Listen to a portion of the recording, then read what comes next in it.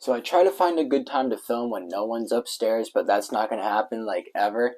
So, anyway, welcome back, you guys. New day, new dumbass baby born into the world. So, I'm filming this a day later because I'm not in Salem, as you can see. I'm here. I really look shitty without sleep, don't I? Yeah. Anyway, I'm here and not in Salem, which means I'm filming this a day late, which means I'm going to have to film this and upload this on the same day. So I'm just going to bust this video out all in one day. So, today we're going to be reviewing the movie Puss in Boots: The Last Wish. And I'm very late to this, I know. I watched it relatively after it came out, but I'm reviewing it way after. So that's the deal with that. That's what's going on. That's why I have that as a video, because I didn't want to just waste the time that I used to make notes for this video and not make a video out of it. So, here we are. The voice acting in this movie, it's pretty good. I think the same voice actors, like verbatim from the first movie, as as well as like new characters. Of course, they did pretty good. So it definitely matches the quality of the first Puss in Boots movie, which I haven't seen for a while. I remember being pretty good. The plot, it's simple, but there's some very complex underlying symbols, which I'll get to in a second.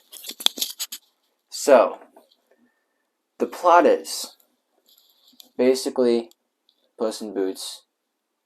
He keeps dying. He's so full of himself. He's on like an all-time high right now, and he keeps dying, right? He keeps dying, and he's died 8 times, and he has 1 life left. Just 1. So, he's doing alright until he meets this villain, Death.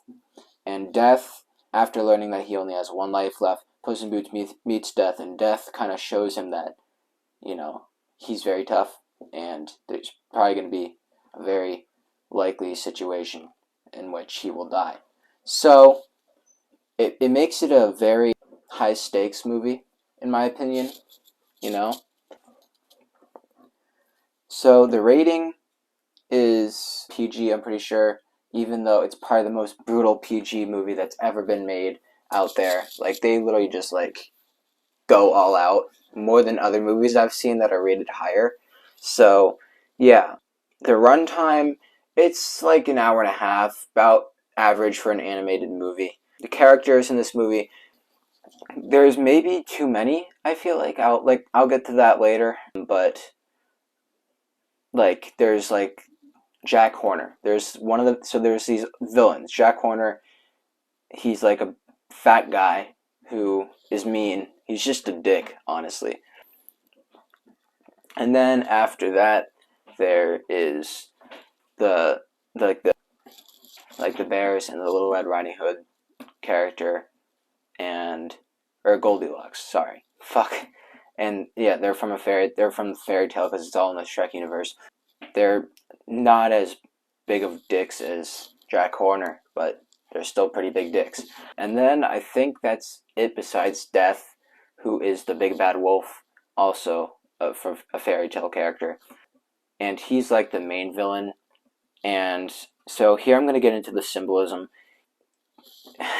So, quite literally as the name suggests, he represents death.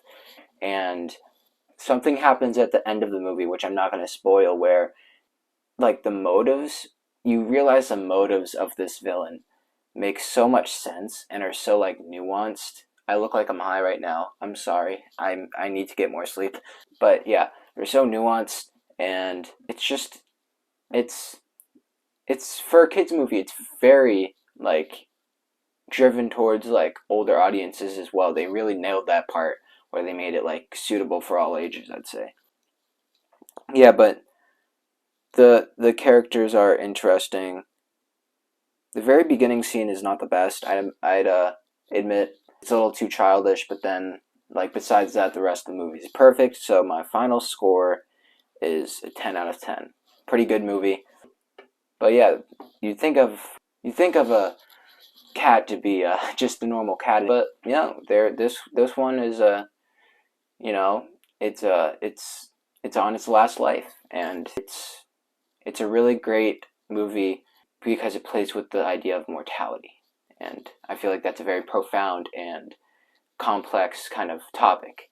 But yeah, I'll see y'all tomorrow. Peace. Or not tomorrow, but soon. But I'm still begging for the pale sugar water. I was lazy for the truth. Am I still waiting like a lamb to the slaughter? Is your God believing you? Maybe